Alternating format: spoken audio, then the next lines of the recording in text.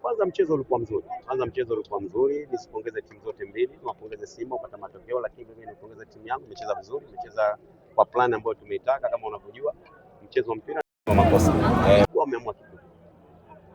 Kipindi cha kwanza ni ruhusu magoli mawili, lakini hali ni tofauti kipindi cha pili. Tuliona kwa tumeshapoteza, tumefungwa magoli ya kizembe, kwa tumeenda katika mechi ya pili. Tunatakiwa tujipange na tuwe makini, kwa sababu tumepoteza umakini mechi ya kipindi cha kwanza. Kipindi cha pili tukua makini, maana yake hatuwezi kuhukumiwa tena, na hicho ndio kilichotokezea. Kwa wachezaji wameenda kucheza kwa plani ambayo tumezidi kuwasisitiza, kafanyeni hicho kitu na wameweza, kwa sababu tungeweza kuzembea tena, nadhani tungefungwa magoli mengi, lakini kiukweli na sisi tumepata nafasi at least japo moja mbili tumeshindwa kuzitumia. Nadhani tungezitumia mchezo ungekuwa wa aina nyingine.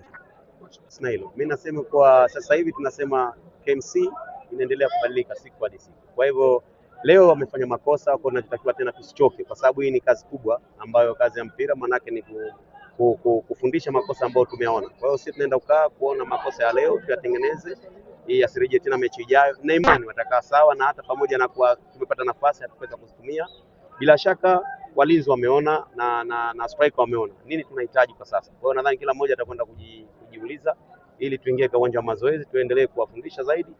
Watakaa sawa kwenye makosa yao, watarekebisha kabisa. Bila shaka ili tufanye hivyo, kwa sababu mwanzo tumefanya makosa ya kiulinzi, tumeweza kuhukumiwa. Kwa hiyo tumeingia kipindi cha pili, turekebishe kwanza tulipofanya kosa, baadaye tuje katika maintain sehemu nyingine. Kwa hivyo nadhani tumewin hilo, na kikubwa tulikuwa tunasisitiza sana washambuliaji wetu kwa wawe makini. Inapotokea japo chance tuweze kuitumia. Tumepata chance japo alao ile, nadhani ingekuwa kaitumia vizuri, mchezo nadhani tungekuwa zaidi, ungezidi ladha kuwa nzuri zaidi.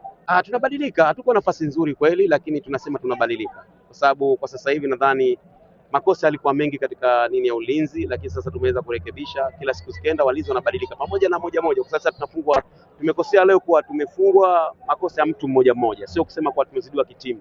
Kwa hivyo kama ni mmoja maana yake tunao nafasi ya kuweza kumrekebisha ili siku ya pili asifanye tena makosa.